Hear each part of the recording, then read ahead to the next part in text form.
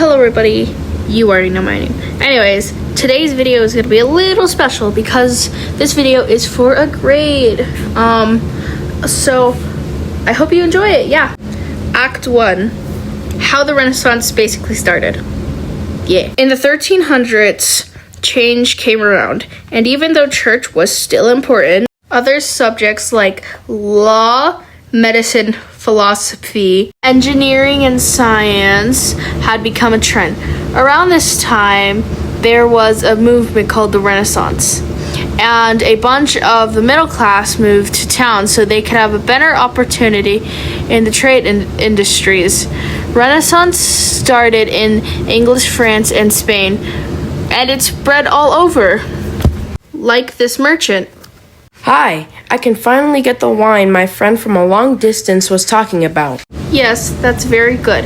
Anyways, during this time, many city-states became a regular part of the merchant trail, and a heart of trading and commercial growth was Florence. Not only this area for popular trading, it was also the artistic center of the Renaissance. The Medici family was one of the most powerful banking families and the ruler of Florence, and the Medici family were big patrons of art. Anyways, people started to adapt secularism, humanism, and individualism. They started to find self-worth and enjoy life by living in the now and not what's gonna happen. Then Sir Thomas wrote a book called Utopia that said everyone is equal and there is no private property. Everybody receives free education. Francis Robucto is one of the many multiples who had jobs like doctors, a scholar, and an author. In books, he would poke fun at education, religion, and politics. And that is the end of the first act. I'll give a 1-minute joke ad break. Do you like corn? Do you like eating corn on the cob? Well, I got a solution for you.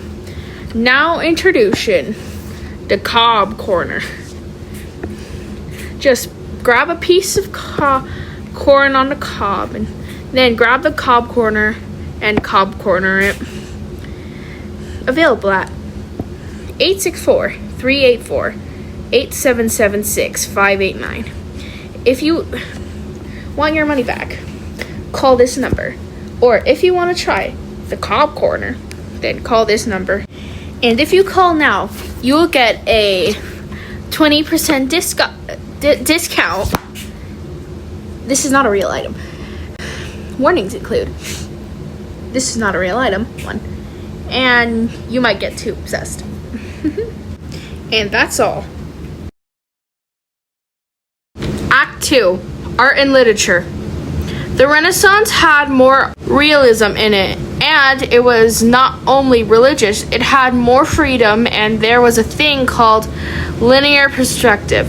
It's where 2D art that looks 3D, and you get to see art in different perspectives. And if you were a Renaissance man or woman, you would have many talents. Hi, who are you? I'm Leonardo da Vinci.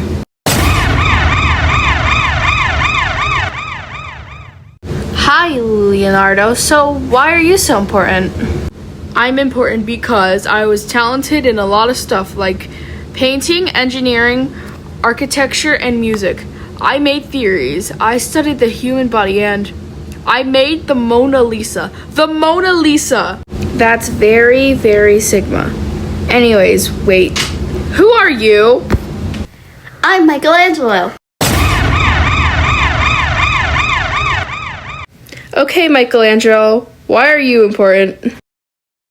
I'm important because I'm a painter, a sculptor, and an architect.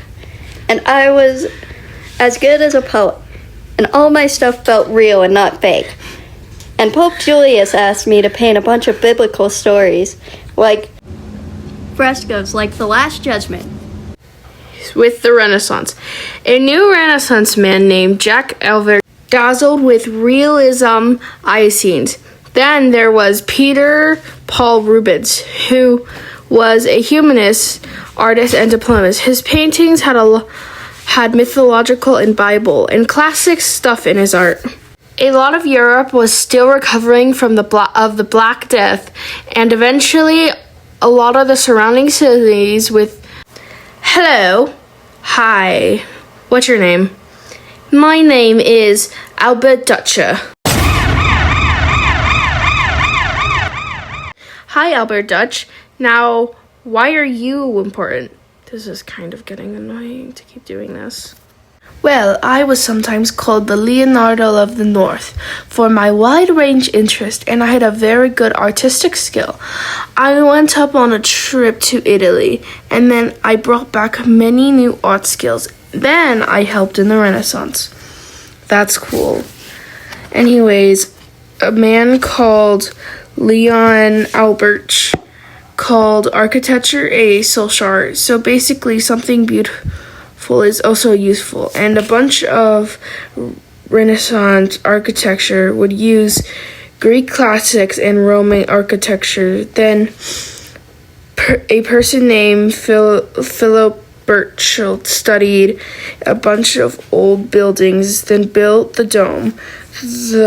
Dome of Saint Maria de Flor, a simple masterpiece. Then there was a guy named Daniel Ebert. He made these Divine Comedies, and he wrote a long poem about an imaginary journey going through heaven and hell.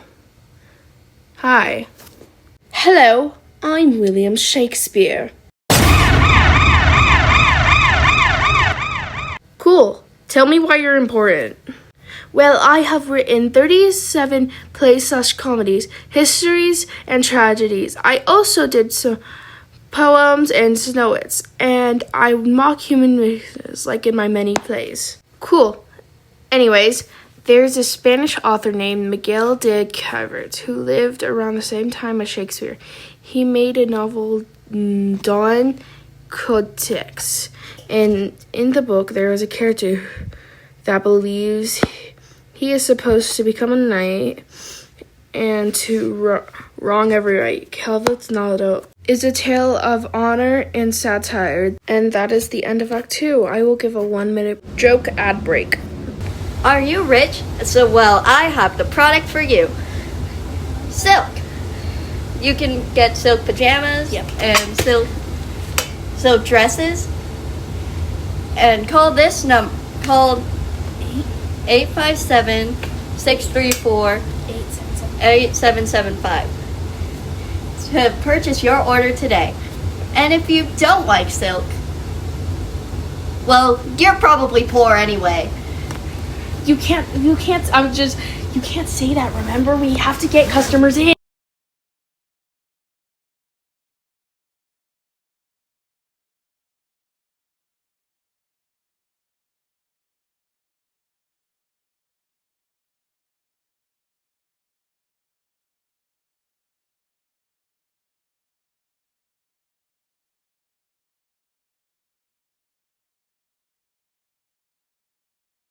Act 3.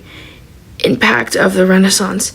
The Renaissance was the time to change people's daily lives. How they change people's lives, like how people can get a scholar and learn how to read and write. In the Middle Ages, people, mainly men, were educated and spoke Italian, but thanks to the Renaissance, more books were available to all. Then some homes and tutors started to print books to teach kids how to read, write. There were new things called Renaissance women, thanks to two women named Elizabeth I of England and Catherine, who ruled France. Then there was a new invention called the printing press. It was an invention in 1200s in China to a Europe man named John Gutenberg made the movable type that had letters that can be used over and over again. Then he invented the Bible that a lot more people could read. Then, thanks to the printing press and the Bible, more and more people in the Renaissance learned literacy. As more and more books started to get censored, like the books getting removed. Since the Renaissance started, it was all about freedom, and the church formed ideas for centuries, and people started to criticize the church. The church took steps to stop the criticism of the church. That then an index of forbidden books was basically a list of books that Catholics were not able to read, like Bible, transcript novels, and more. And that is the end of Act 3. I hope you're enjoying the video so far. I will take a 1-minute joke ad break. Do you like fish? Well, I have the solution for you. Go to your local ships to get premium fishing lines. And here is from one of our many happy customers. I had a 10 out of 10 experience. Look at this fish I got. Look at this fish I caught. And that's the premium fishing hooks you get at ships. Act 2. Do you need your horses trained? Well, here at the Horsey Center, we can train your horses for you. Just drop them off over the day and then pick them up at night so that we don't have to take care of them overnight. This is not a real product, please don't.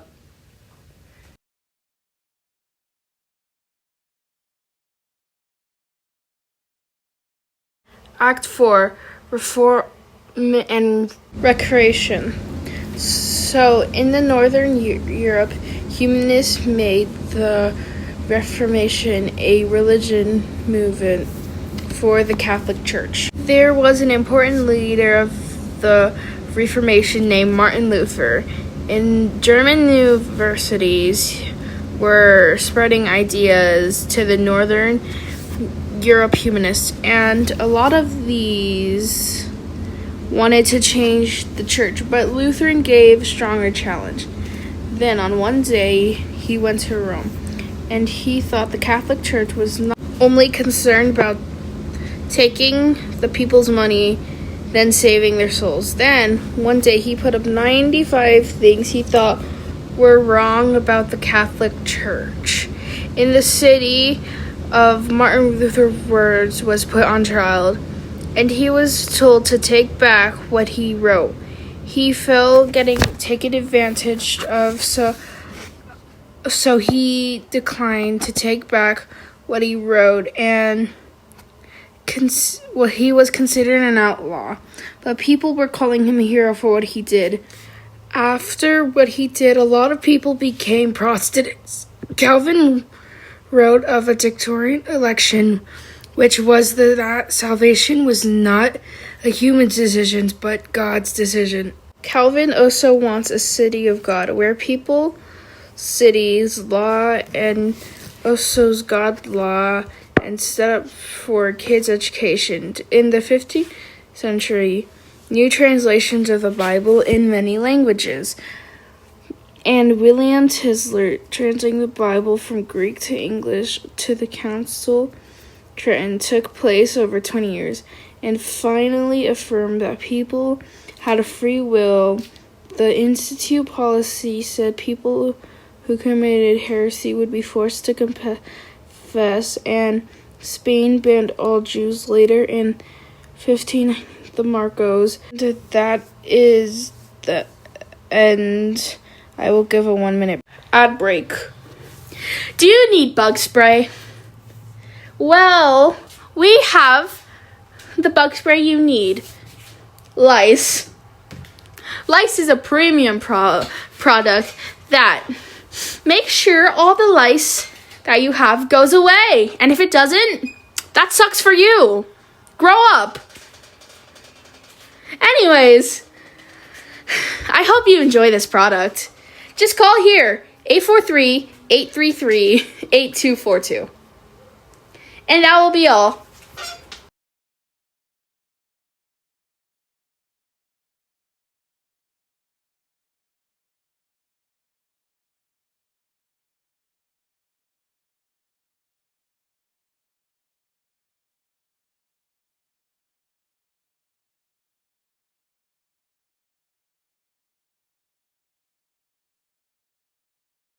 Act 5, Legacy of the Protestant Reformation. As time went on, people started choosing sides of the Catholic Church or the Protestants. That led to a new era of religious fighting. King Henry VIII did not like Martin Luther's idea of just having faith in God was enough, and wanted Martin Luther out of England, and any Protestant was burned at the stake or forced out of England. And he wanted to take England Church from the Pope. And then after that, he decided to make the English Church. Then in Germany, there was a rule at time when the war started. Half of Germany was on the Protestant side, the other half was Catholic, and this resulted in a war. It ended in 1555 with a treaty that allowed German rulers to decide which religion that this area would follow. In France, there was a civil war because a bunch of the Protestants put up posters denouncing the Catholic Church in 1572. Bruin's Day of Massacre is generally said it was our wars of religion that made us forget religion. Spain was very Catholic. They would burn Protestants, Jews, and more just because they weren't Catholic. And this was known as the Spanish Inquisition. Philip II got in control of the Netherlands, but a lot of people have already turned to Calvinism, and their fighting led it to a war that lasted 75 years. So Spain joined 30-year war in 1618. This war started a religious fight, conflicts between the Protestants and the Catholics. Then it crashed into the conflicts, and the Peace of Westphalia ended the war. In 1648, now people can practice their own religion in private, and it didn't have to be related to the king. Then these Protestants started to govern itself, and that led to economy trends like free market capitalism. Scholars also expert Calvin's teaching about value of hard work also had impacts of the calling. The Reformation had an impact on women's status. If they were a priest or a nun, they were told not to get married to anyone. Only men priests were allowed to get married. But in the Protestant church, women were able to get married. Martin Luther did the exact same thing. And women became leaders of the Protestant church. And that is the end of Act 5. I will do a 1-minute joke ad break. Do you like towels? Do you think towels are nice and fun and soft?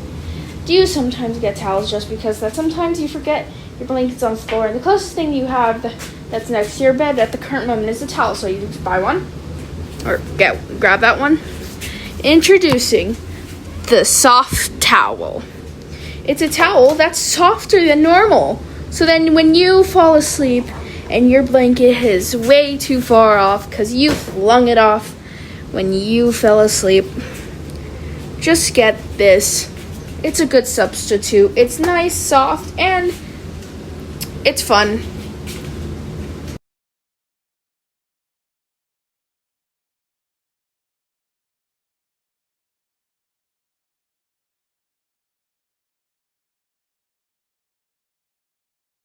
This is Act 6, but it's a summary version, a much shorter version of what I had, because this could have been like a 3-paragraph essay the first time around.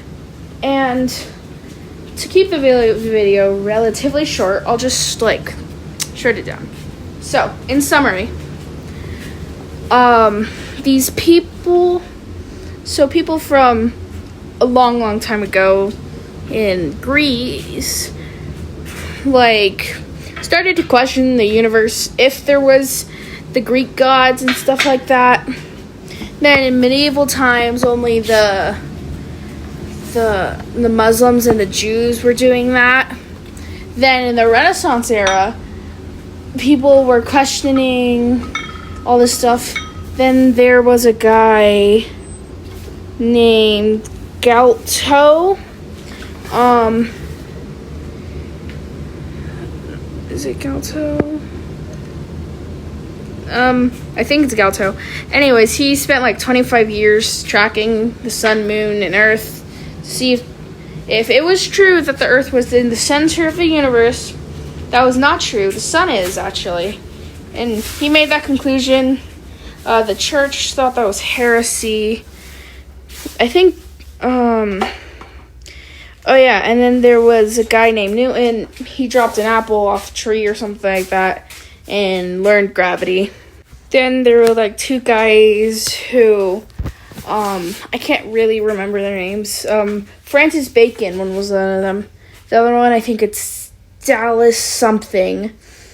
They invented the scientific method with elements and careful reasoning to figure out, like, how to invent stuff.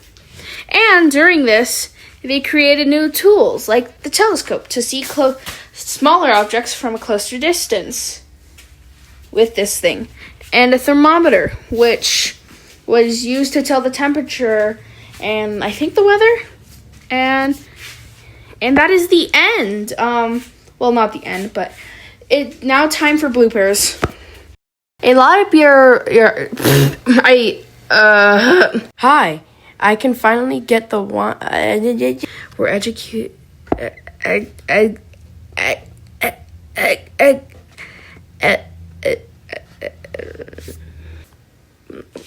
Wait, stop it. No. Criticize the church. I know. The new Renaissance. A new Renaissance name. What? Who made, Hi, I can finally get the Stop. one my bedroom. Stop. Hello. I can.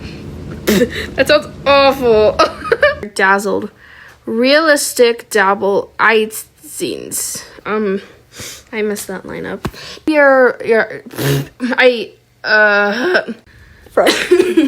What is frescoes? Pause the recording. Yeah. Rec action. That sounded awful, man. Important because I was a painter, sculptor, architecture, I think, and I was a good. Wait, I can't keep this voice on. Pause. And that was the end. I hope you enjoyed.